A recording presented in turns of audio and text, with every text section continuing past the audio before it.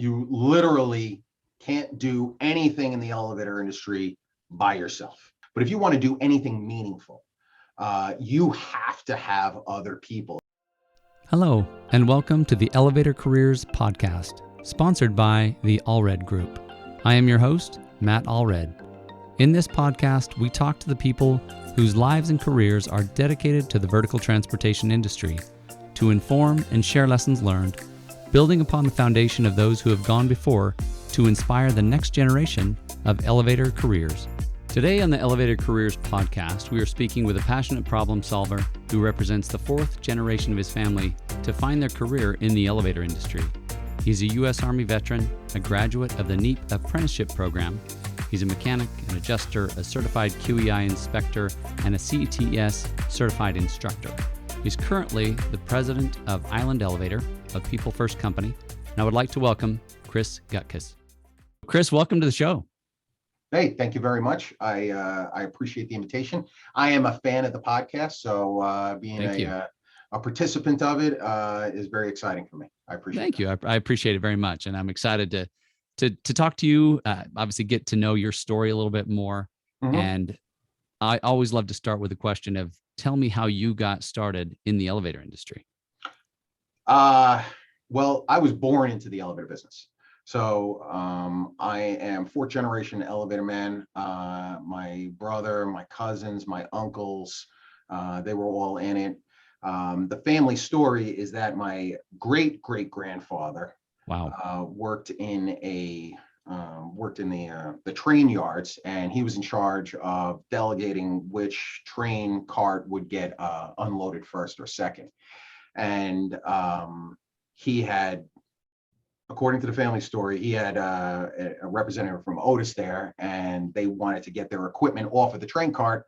They needed his permission in order to do that as the foreman or whatever his job was. And he said, yeah, this seems like a really good career. Why don't you hire my son, who was my great grandfather? And the guy was like, no, I don't think so. You're going to have to go to the office for that. And the guy was like, well, I don't know what to tell you. I don't think I'm going to be able to unload your stuff today.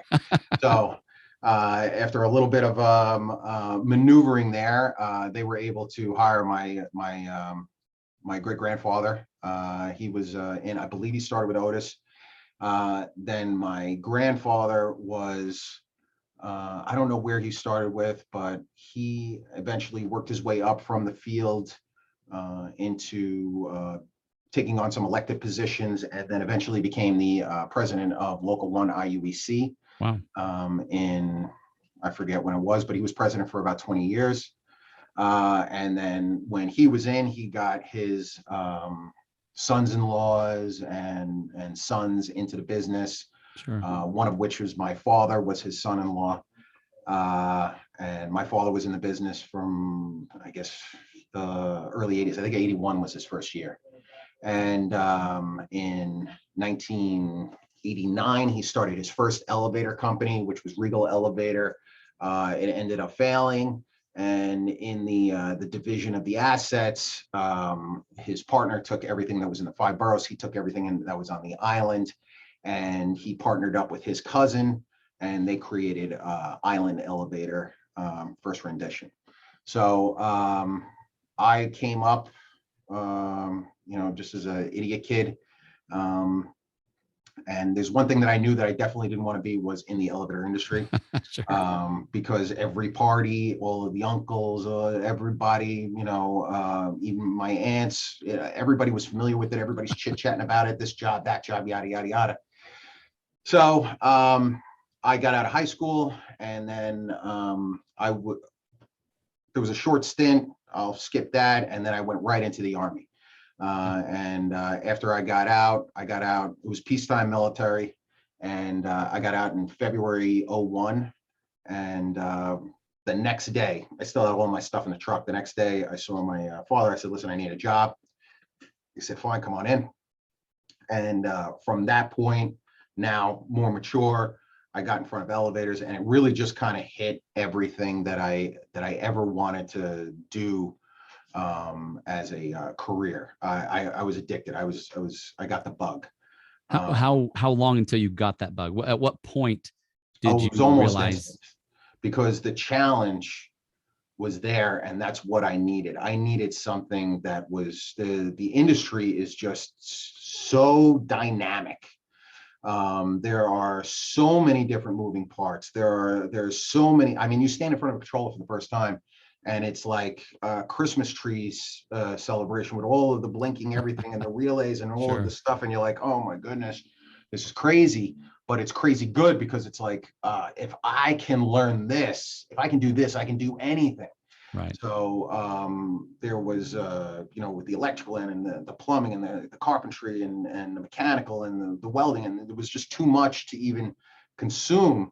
So I was in it and I was addicted to it right away. Then my grandfather, who was president of the union, decided to, he got me in with Thyssen. Okay. And I did about 3.5, 4 years over at Thyssen, went through a union school, passed the mechanics exam, and then shortly thereafter, I was hired by my father in 05. And then I've been with the company since then. Very cool. Very cool. And you've never looked back? Um, I've looked back. It's challenging. When we first started, my father had separated from his partner, so it was basically me and him. And there was one other guy who was working part-time for us, but it was me and him in a windowless office in Wyandanch with 85 units on service.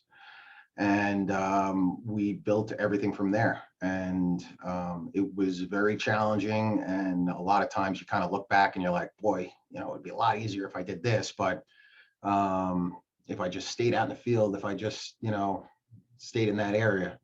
But, if anything worth having isn't easy to get. Sure. So I don't, although there was a lot of challenges to overcome, I think that it made me a stronger person.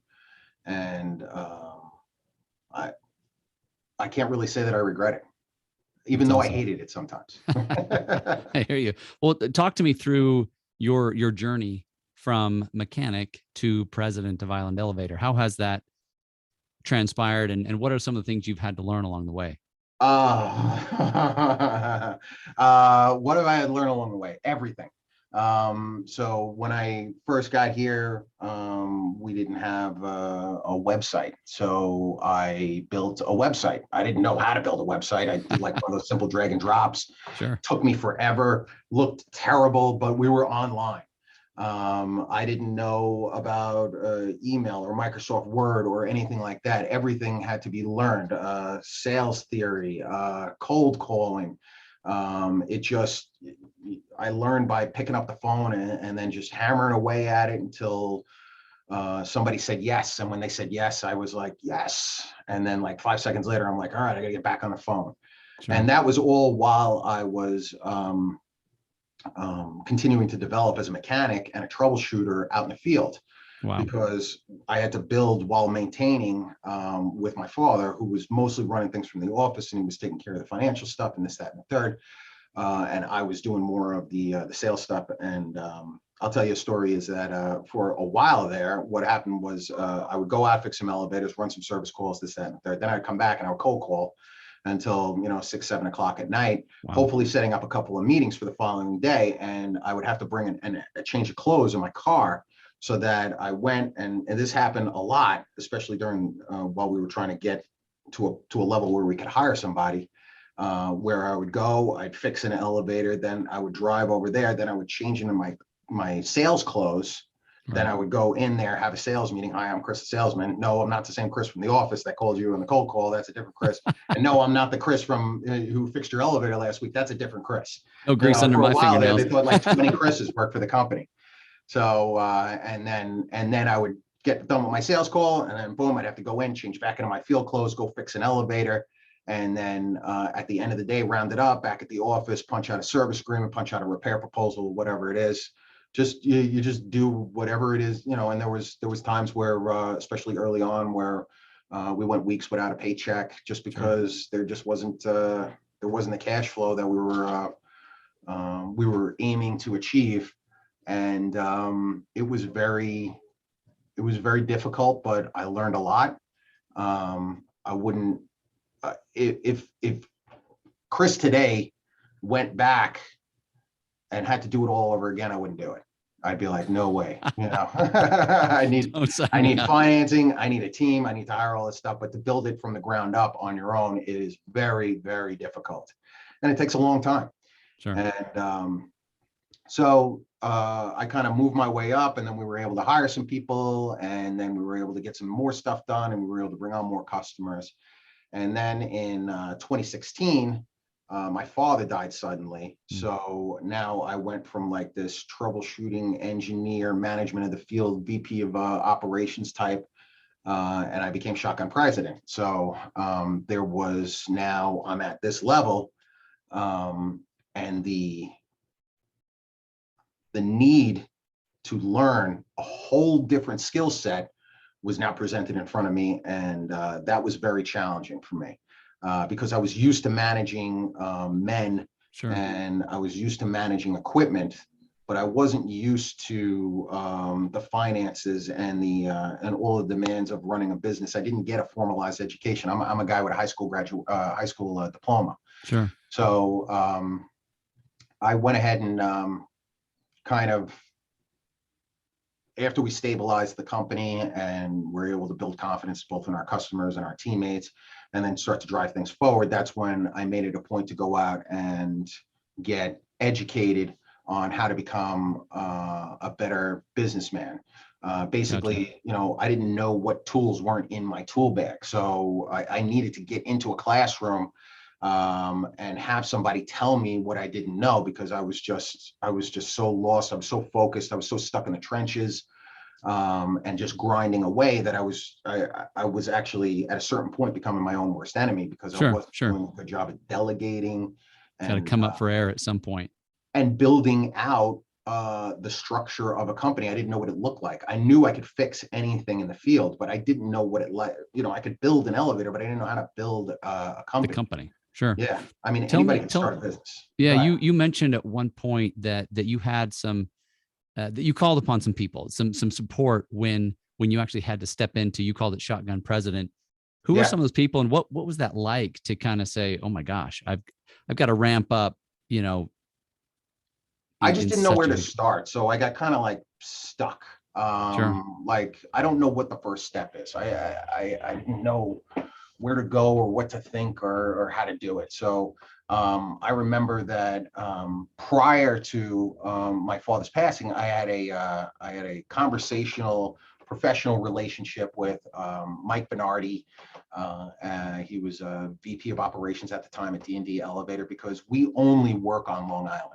Right. We don't go into the 5 boroughs. We don't go anywhere else. We're just a Long Island company. That's our dream, to build that. So we were in like this passing each other leads.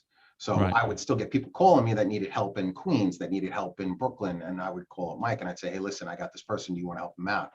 And I always liked what D&D stood for. So I felt comfortable kind of passing on, because when you pass on anything, you're kind of putting your name on it. Sure. And I don't want to recommend a company that I didn't think was going to do the right thing, not just in the field, but also by the customer.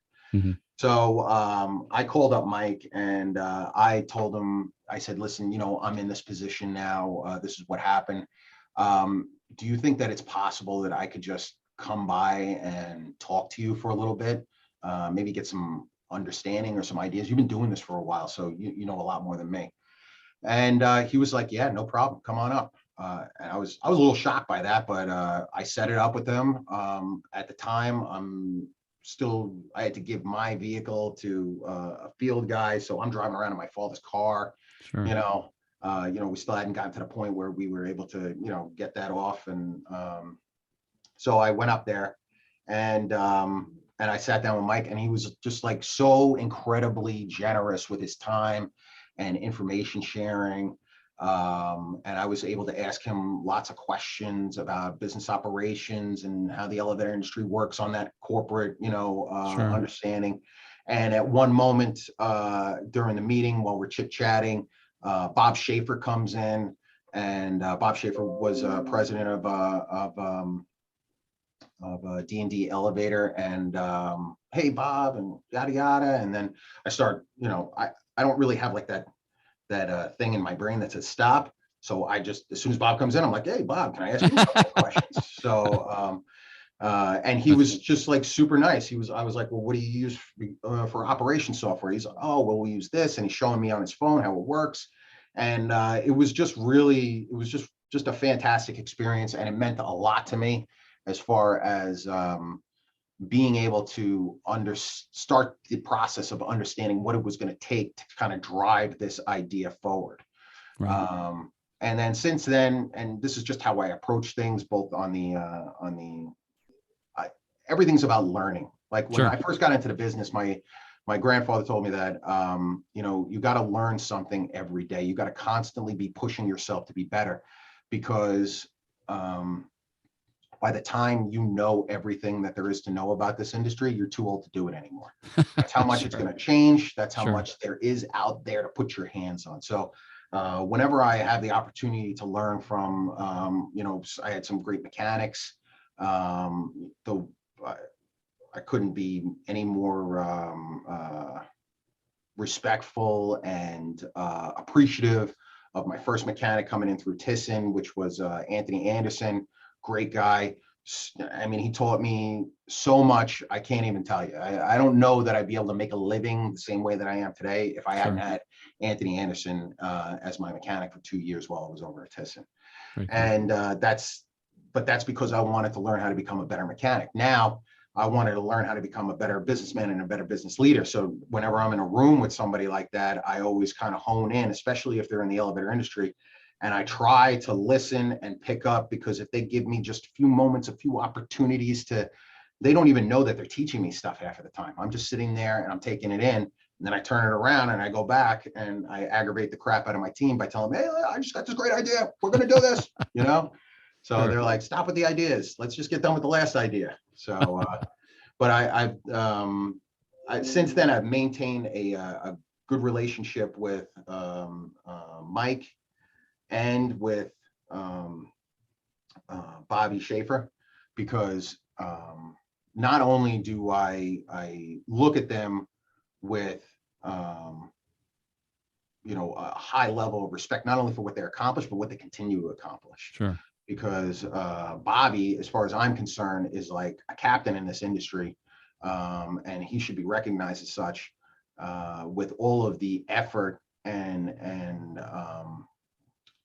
resources that he poured into creating an education program.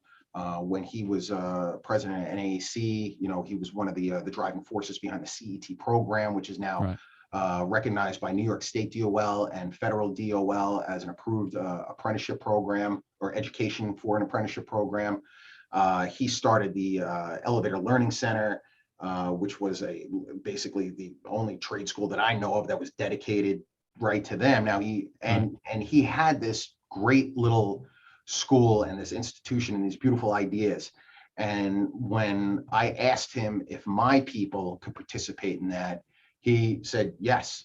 So I don't know anywhere else, or have heard anywhere else, where a company would dump this amount of resources into building a facility dedicated to training up and providing safety courses for the elevator technician and the elevator professional, and then allow another company and their employees to participate in that. So I can't be nice enough and thankful enough for Bobby and Mike, and they really helped to shape this second half, third half part of my career, and what I've become today. So as much as Anthony helped to influence my ability to be able to put my hands on the equipment, these guys have helped to influence my ability to be able to have a vision and to push things forward and to not give up, and to understand that in the elevator industry, in the elevator business, there is room to make the impossible possible. Sure. So I'm really thankful to those guys. But I've spent time in a room with the president of Unitech Elevator, Jake Lammers. I'm sorry, Jake. And we're just talking and I'm just listening to him and he's mentioning things concepts that I didn't really put together. Sure. Jake's like a savant, he's been like president of that company since he was in like his late 20s, early 30s or something like that. Wow. This is a huge elevator company. Right. And he talked and I listened and I took to heart when he had conversations about disciplined growth, which is it was a concept that I had never really understood, how to be more narrow and Sure. focused on a goal. Or I sat in a room with Don Gelastino, who's another guy who I just can't, I love listening to him talk because he just shares so much. Sure. And he's just completely fearless about it because he just doesn't care. Nothing that he's going to tell you is going to prevent him from being as successful as he's become. True. So, but to listen to him and hear him talk about, different events, how to give back to people, how to provide different services, he's giving me ideas on how to increase revenue. It's not even like he said, listen, Chris, this is how you do it. No, he just started talking and I'm like, oh, this is what I'm talking about. This is big. Let's Sure. go back. Let's start doing this over here. So I tried to envision myself and I envision Island Elevator Team as taking the best pieces of everything and putting it together out here. That's awesome. And I love the way you really highlight what I hear as a theme over and over, which is mentors and, somebody who's really willing to kind of take you under their wing. And it sounds like you've had several along the way even if they were at competing companies, which to me is, it's fascinating because I've worked in other industries and I've not seen that in other industries, but just there's a deep connection among elevator people that said, hey, I can call my buddy and he'll help me through something, even if we're bidding against each other. Mm-hmm. That's absolutely a little mind-boggling for me. I just had a conversation with I don't know, he's an owner, I don't know what his official title is, at a competitive elevator company. I don't know if he wants me to use his name. So, and I told him about a modernization bid that I was doing that was in his area. It was in his strike zone. He could have easily just gone in and scooped and picked it up. And we were talking back and forth. And then he's like, you know what? I know the guy who's leveling those bids over at that company. Wow. And I'm going to give him a call and give you a recommendation. I was like, wow. That's fantastic. I appreciate that so much. I've had the opportunity to help him out a couple of times, but really it's just when it comes to the elevator industry, the way that I kind of look at things in general is that knowledge is like love. Sure. You can't take it with you. You got to give it to somebody else. I love that. So and people have been very generous with their knowledge with me. And I feel it is my duty to be just as generous with other people that I interact with the future generations that are coming up. I don't know if it's like a mentorship per se, but it's definitely a professional respect for what we've done. And I find that professional respect tends to gravitate towards guys who came in from the bottom up. If you know that I was out there, put my hands on that equipment, and I know you were, and we both understand the struggle of coming from there and going to where we want to be. Forget about where we want to be. Like a Mike Bernardi, like a Bob Schaefer, like a Don Gelastino, where they actually know what it feels like to have carbon dust underneath your fingers and to go home and scrub all night trying to get this off. For what reason, you don't know, probably just to keep your wife quiet. But then, you're going, because you're going back out tomorrow to get completely covered in whatever it is that is inside this elevator shaft, and feel good about it and want to try to bring this opportunity to other people. So I don't know if that I answered you. No, I love that. Sometimes I just talk too much. No, you're good. You're good. And I can see that. So I'm curious though, because you brought up the fact that this bond seems to be with those who have the carbon fiber dust on their fingers. Do you feel like it gets lost sometimes for those, or maybe I wonder, and I guess what I'm getting at is it harder for others to kind of tap into that? Or is there a way for somebody, maybe they come out of the military and they come in as a superintendent. Is there a way to kind of get that respect, if you will, from? Sure. I am a firm believer of you got to give respect in order to get respect. You got to give trust in order to get trust. So I know a lot of people are like, trust but verify. Some people are like, I don't trust anybody. They got to prove it first. Me, I take a different path. My path is I will give this to you. I will trust you. I will plan for you to be unsuccessful at this, and then we will build this thing back up to where it needs to be together. So I would rather give trust and be disappointed than to try to micromanage and control everything. Not to say that I don't have control issues. I do. But I'm working on that, trying a lot more self-awareness. But to go back to your question, can people from different industries that kind of insert themselves at different levels in the elevator industry make it? Absolutely. You know, you get guys that come in from a different industry. Now, it takes a little while in order to be able to earn that respect from the guys that started from the ground up. Like, you know, we'll talk about your military super that comes in from hard hats to helmets, or helmets to hard hats.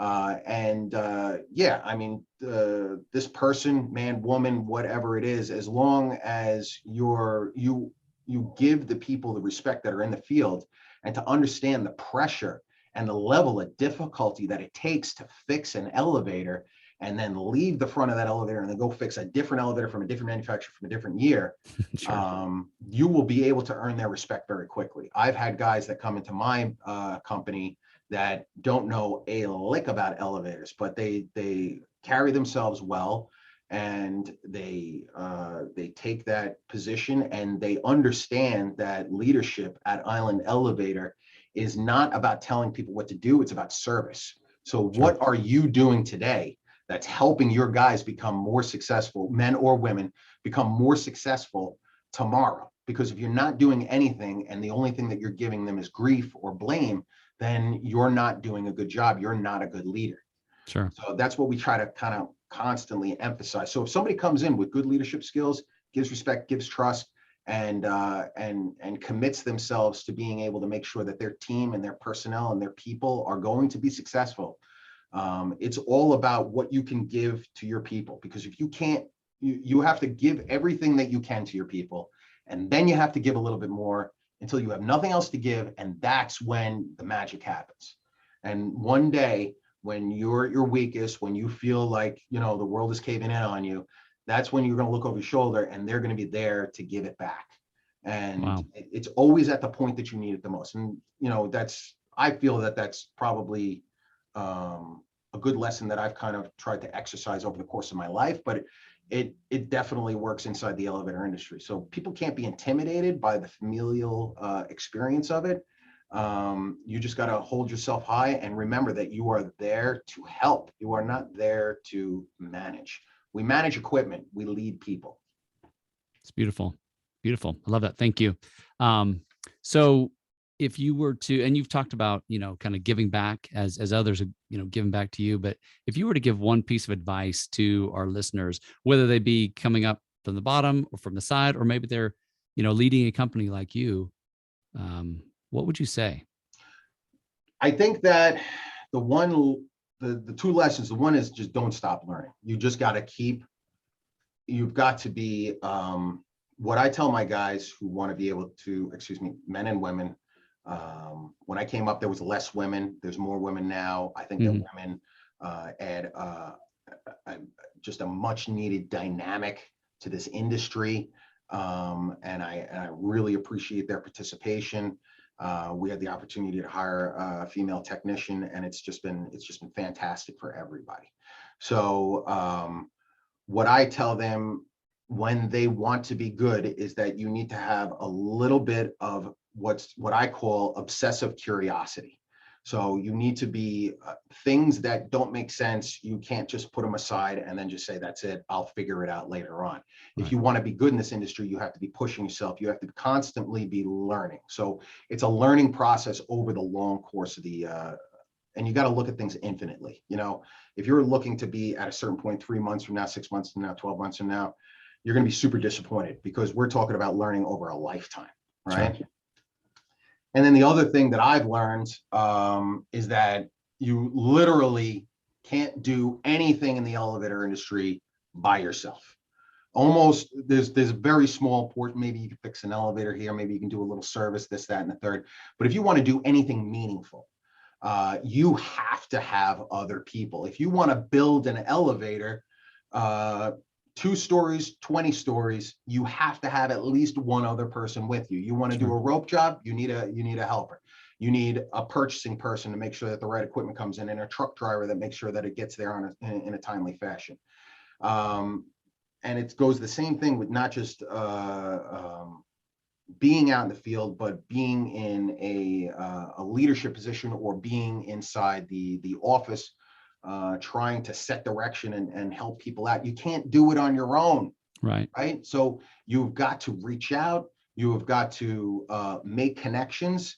You will, and I've heard it on some of your other podcasts, where people will they'll make certain connections at one company, and then they don't see the people again for like 20 years, and then you see them again, and it's almost like, hey, what have you been up to? Let's kind of catch up, and yada yada yada. Right. That's a real connection with real humility, to really understand that you cannot do anything meaningful on your own. You can only cap out at a certain point. That's you can sure. You can. One person fixing elevators, maybe kind of, you subcontract out to a team for doing this, that, and the third. You're going to get to a certain point where, 85 to 135 elevators, and that's it. That's as big as your company is going to get, sure. Until you realize that you need other people. And the more time that you spend building them up and making them better is what's going to help the entire dream kind of manifest itself. High tide raises all ships. Yeah. Thank you. That's awesome, because I think that's what you've done a good job articulating, that we lift each other, that we all succeed together. Even if we're competing against each other, we're still both succeeding. For sure, because there's enough work out there for everybody. Because fortunately for us, there's a noticeable barrier to entry.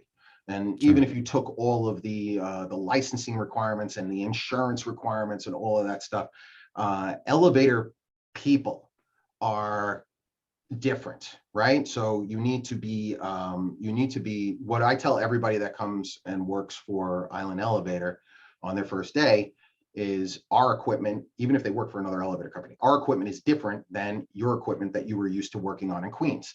If you want to be successful at Island Elevator, you need to be comfortable being uncomfortable, because you're just going to be constantly challenged. And if you're not okay with that challenge, you're just not really going to be that successful here. Sure. Some people just want to, which is fine. You need those people in this world, but a majority of elevator people are looking for that challenge, are looking for the next challenge after that.